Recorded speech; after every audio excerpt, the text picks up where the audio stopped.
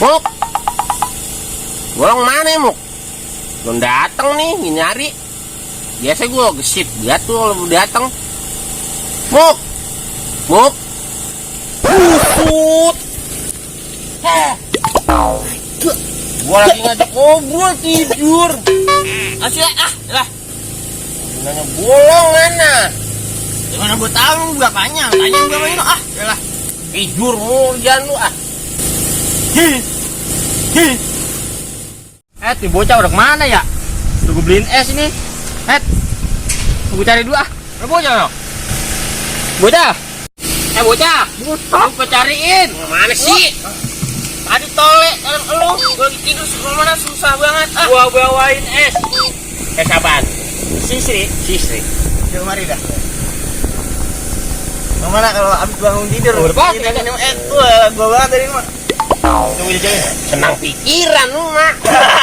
Semut. Ada semut ah.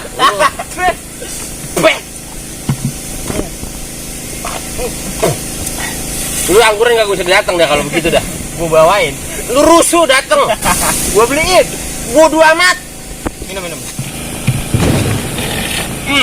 Pelan-pelan. Pecah gelasah. Enak banget lu beli di mana nih? Yang Romano dia ngomongin cewek aja nih kalau begini. yang bodinya lah. Lo perempuan. Yang rambutnya panjang. Nah, itu mah Romano. Janda Ali. Yang kalau malam dagang teh botol tosro. Nenek. Gimana sih? Jalan. Agen, tas, makanya udah.